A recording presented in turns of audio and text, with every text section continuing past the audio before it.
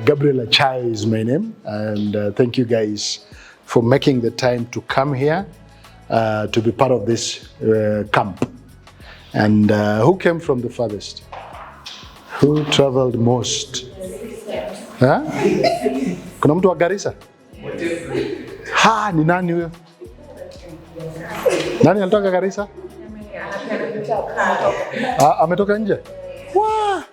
Nani alitoka tu hapa karibu? Wewe uliamuka tu kama umeroll hivi ukafika huko. Suleiman alitoka.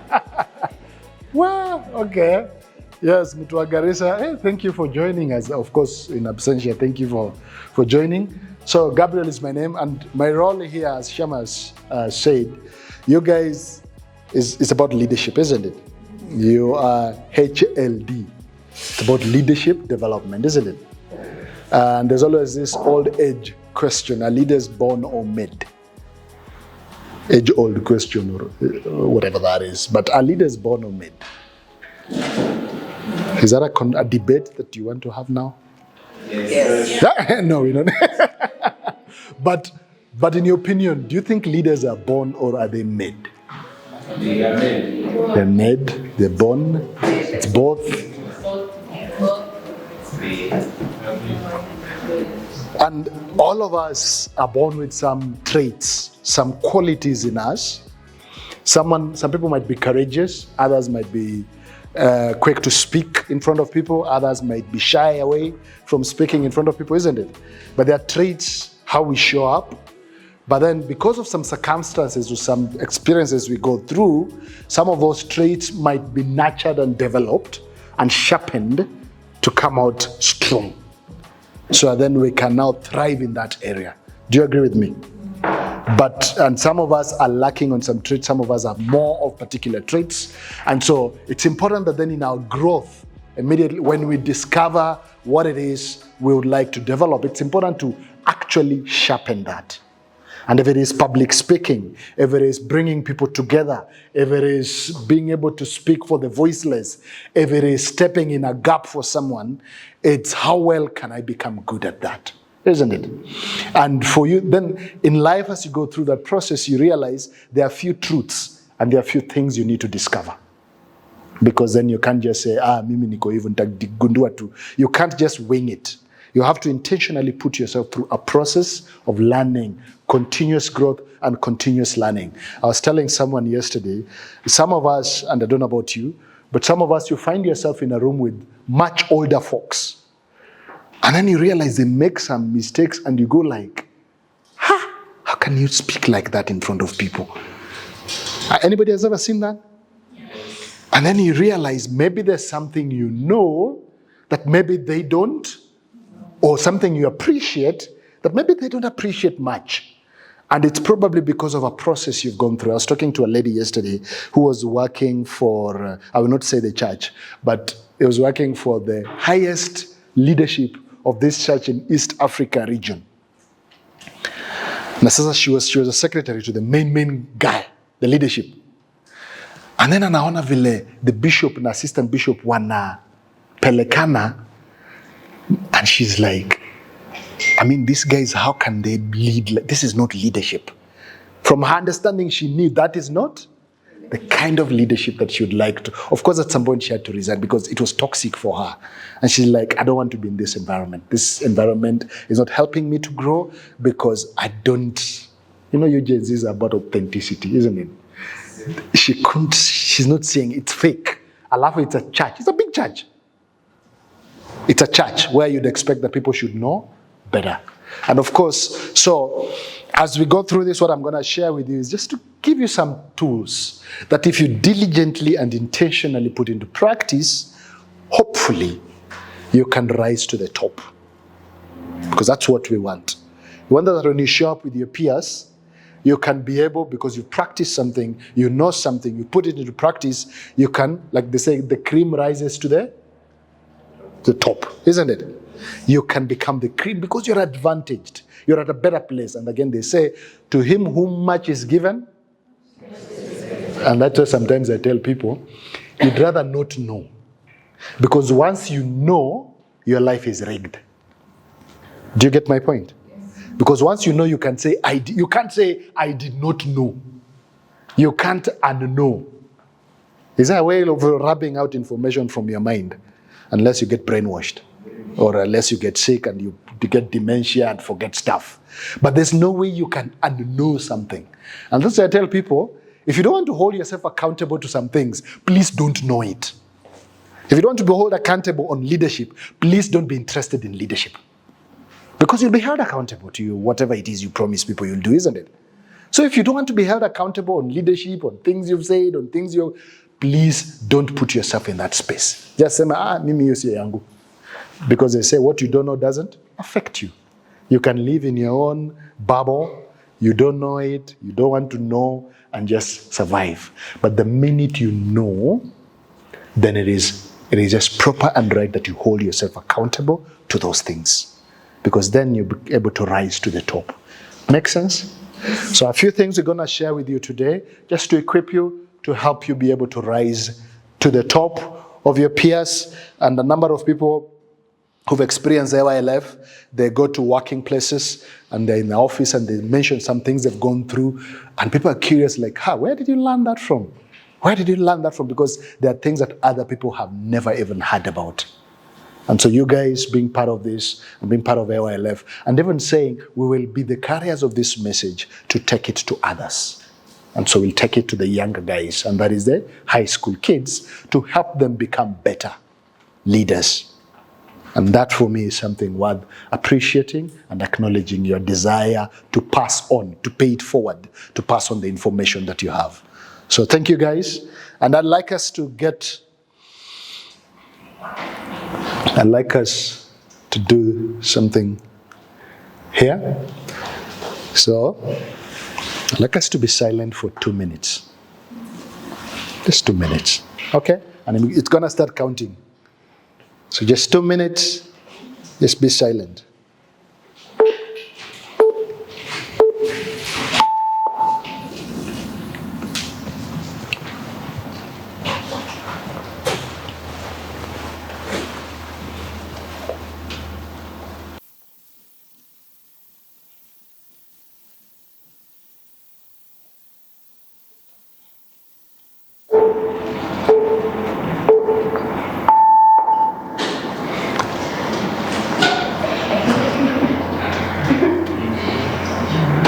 How was that like? How was it like? Who dozed off?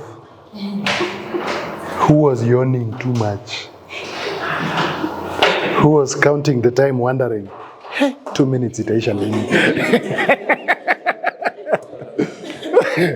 Anybody enjoyed that silence? Anybody enjoyed the silence? You did. Anybody persevered through? You were just wondering, oh my God, 2 minutes, all. Many times our life is full of noises, isn't it? And we never really get time to shut up and just say, I just keep quiet and process my thoughts and get to confront some thoughts that are coming to my mind. Because when you try to keep quiet, there's a lot of external distractions that come, isn't it? And I think as a leader, you need to cultivate the habit of just sometimes saying, okay, be still, what's going on? Because sometimes when you get caught up into so many things that are happening around us, we never get time to just say, okay, how is this happening? How are you responding to this? What's happening? And who are you in this situation? And so cultivating that discipline of just sometimes saying, it could be 2 minutes, could be 5 minutes, could be 1 minute, could be 30 seconds of just, let me just be silent. And so I'd like to encourage you to do that more and more. You guys, we're going to talk about some tools here quickly. And it's about a self-awareness session. Please ignore that down there. I forgot to remove that. But this is about self-awareness and to help you as a leader to be self-aware. Because as a leader, you need to know yourself. You need to know, like even that, just being quiet. You need to know, where are my thoughts gravitating towards mostly? What are the scary thoughts that I'm trying to avoid? What are the thoughts, what are my happy thoughts that when I go there, I just want to be in that place? Because that's nice. Those are nice thoughts. And some thoughts are like, how can I think like that? That's so evil. Anybody went to a place where like, come on, stop it. Stop thinking like that. Anybody found yourself telling yourself, come out of there, come out of there. Come this way. And then the more you're telling yourself, come this way, you're still just going back there. Like, come on, what's wrong with your mind? And it's good. Wouldn't it be great if every single person in your group, the people you're working with, in your small group, could experience the positive attributes of who they are? How many of us believe that everybody has a superpower in them? Do you believe that everybody has a superpower? Someone was asking me the other day, who were you before the world told you who you're supposed to be? Because many times the world has told us who we are supposed to be, and then we forget exactly who we are. And some of us, that becomes a longer process to get back to who exactly we believe we are. Because the world has told us so many narratives about who we should be, who we ought to be, how the societies run, how things happen. And so all we are trying to do is to catch up with what the world wants us to be like, instead of really stopping and asking myself, who am I exactly? And of course, the world external influences contribute to that, but sometimes they make us forget exactly who we are. Does that make sense? And so it's important sometimes to ask yourself, what if everybody showed up in their superpower? What will that look like? And even as you mentor these young guys in high school, is to help them figure out what exactly is their superpower. What exactly is it that really, before the world clouds them with all these things, what their parents want, what their friends want, what their colleagues want, whatever it is, what the authority figures in their lives want, whatever it is, because that can sometimes just veer us off. And before we realize, you're even studying a course that you have no idea how you find yourself there. A friend of mine, and I'll say this, a friend of mine who is now holding a PhD. So I met her and I was asking her, hey, so do you like what you're doing? She's like, I don't. I asked her why. I know my path started. I went to the University of Nairobi. I studied this course. I did a master's. I've done a PhD in this. But I don't think this is what my life is about. And now she's approaching her 40. Now she's scared. Because she's approaching 40 and she's feeling like she's wasting her life doing something that she started on that path because that was the nice course and the father encouraged her to do it. And it made sense when it started, but then she found herself on a path and now she just continued on this path. And now after doing her PhD, she doesn't like it. And she's wondering how will she make that about turn? Because her life is, she's getting older and older, isn't it? And there are more at stake right now. There's a lot at stake right now. And so she doesn't know what to do to that. And of course, it's important that we acknowledge that in every situation, there's all those people speaking up, but sometimes you don't pay attention to what's happening. Your friend could be using words, or sometimes just giving you that silent treatment. And then for you, you think they're okay. Kumbe mtu hako sawa. Kuna kitu ulisema imemudhi. So for that reason, nyamaza. Na unadhani yako sawa. Nakuanga hivyo. Gabriel anakuanga hivyo. Kumbe kuna kitu umefanya na Gabriel hapendezwi nayo, sasa amenyamaza. Or for those who speak, they will speak up and say, wewe unaniudhi. And sometimes huyu anaongeanga tu sana na mambo zake. Sometimes we speak actions or we act in a particular way. You tell someone to do something and they're not doing it. But you're not paying attention. Why are they not doing what I told them to do? They're actually communicating, but because of your own biases, you're not paying attention to what they're communicating. And so it's very important to know that everybody speaks, but not everybody gets a chance to be heard. And yourself, you're also speaking, but people are not paying attention to what you're saying. Does that make sense? That even you yourself, you're continuously saying something, but nobody's paying attention to it because there's a way we are accustomed to how we experience life. So what if everybody around your group, what if everybody in your space, all your friends, you truly got a chance to hear each other out, to really hear someone out, to really sit down with someone and say, hey, what's going on? And we give each other a space for each other to speak. What do you think would happen? Anybody want to imagine? What do you think would happen if everybody was truly heard, valued, and appreciated? Not fixed. Because someone is truly heard and they feel like it's a safe space for me, I'm being listened to. And mentorship, walking a journey with someone, it's one of the most difficult things that you can ever do, isn't it? Most of us would like to come and fix guys and tell him, hey, hii kofia yako toa, vaa hii ingine. Sorry for removing your hair. Maybe your hair was not the way you wanted it. But you get my point. but you get my point, isn't it? Some of us would be quick to say, hii nywele ni mbaya, eka nywele ingine. But I never get a chance to listen to her why she prefers her hair that way. What I need to do is to quickly figure out how to make her the way I think she should be. And all I'm doing is to try and make her another version of myself. Which is not right. You go to mentor a high school kid and you're telling them, Mao, you should be getting an A. What's wrong with you? Why are you not getting an A in mathematics? And this kid is wondering, do you have an idea how much I even dread the mathematics teacher? But since mathematics was easy, all you want is to make this kid feel like even her or him, mathematics should also be. But you're not paying attention to listen to this kid, to fully understand and appreciate where are they coming from. Some of them come from a point where they say, mamangu alipata D, babangu alipata D, firstborn brother akapata D. Who am I to get anything better? And now once you get the context that they're coming from a point where everybody in the family has gotten a D, then you know you have something to work with, isn't it? Yes. So before you tell them, wewe mbona unapatanga D kila saa, you don't understand this is a historical issue from the family. So you need to figure out how do you deal with the historical stories and narratives, what wamejiambia from the family, to help this child realize as much as all my family members got D's, I can get something different and I can perform better and go to university. Does that make sense? And so really being able to listen and value someone, when a group communicates well, everything seems to work. Group communication depends on each person becoming self-aware. And this is the hardest thing you can go through, putting yourself through a journey of self-awareness. And you never finish that journey.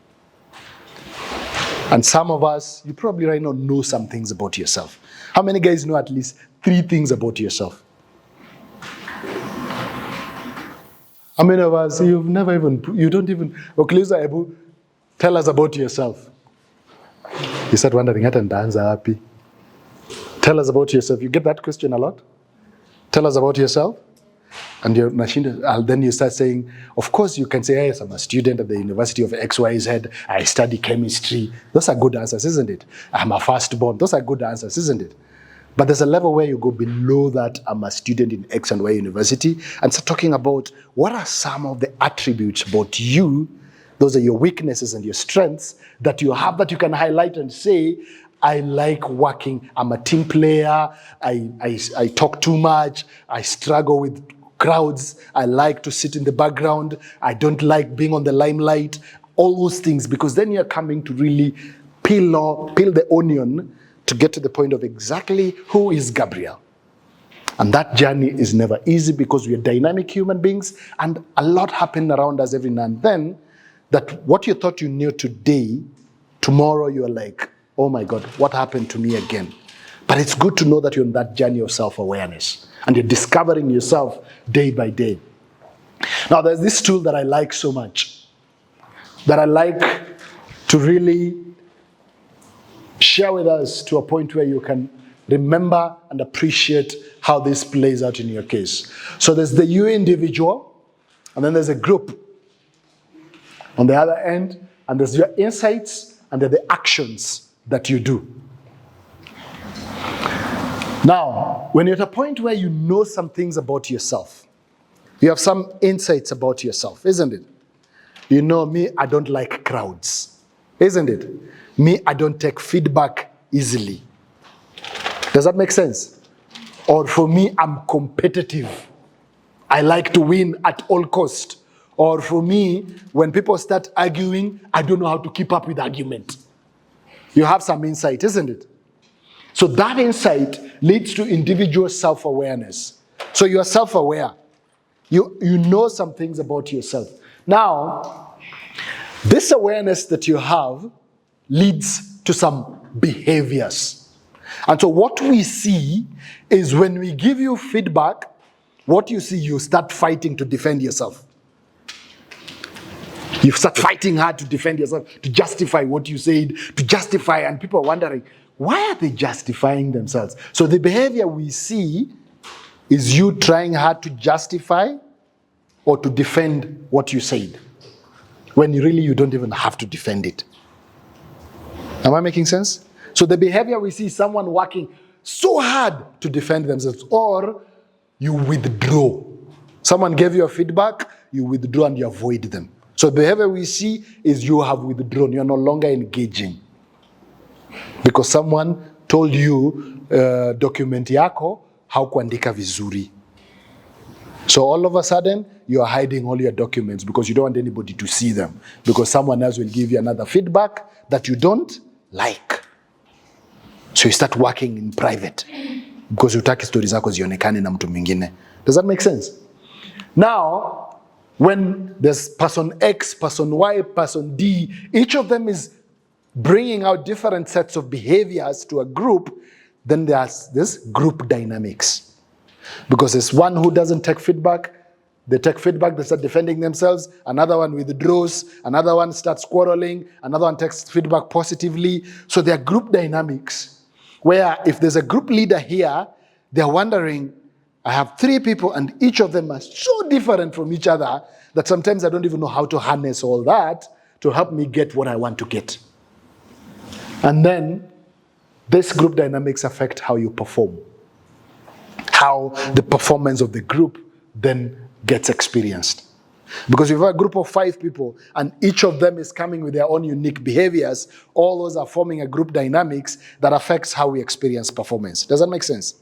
So if you have to go to do a mentorship session somewhere and you're a group of 5 guys who have been meeting as a team to organize this, and person 1 comes with what they think, person B comes with another what they think, person D comes with another what they think, and all of a sudden you have like 5 variations of what needs to be done, and you're now wondering, how will we get even this done? How do we harness all this? And as a leader is to listen to all those sometimes and see how to harness all that so that you get something good out of all these varied opinions and ideas. Does that make sense?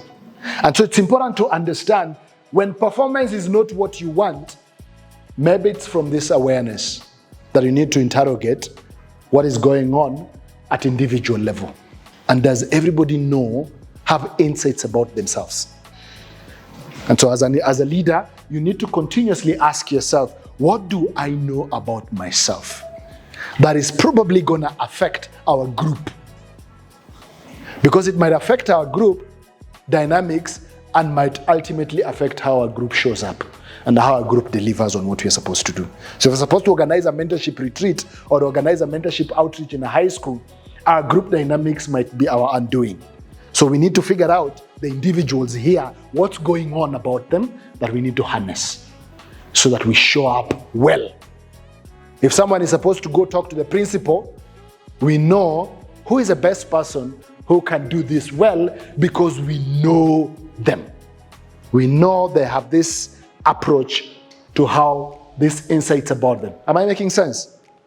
So I want you to look at the person next to you, the person sitting next to you. Make sure there's someone next to you, and hopefully you are from the same. If you're not from the same group, that's still fine. And I want you to ask yourself this question on the basis of this, because this relationship emanates from communication, isn't it? Isn't it? Yes. And either there's too much communication or lack of communication. That affects the relationship, isn't it? And they affect how you perform at the end of the day. You're either talking or not talking to each other. Amaje. So I want you to ask yourself, when you look at you as a leader and your HLD team that does that outreach, do you think you're communicating well? Do you think there's good communication going on? Or do you think there's a challenge? And I want you just to share with the person sitting next to you what you think. Go ahead, beginning now. Please share.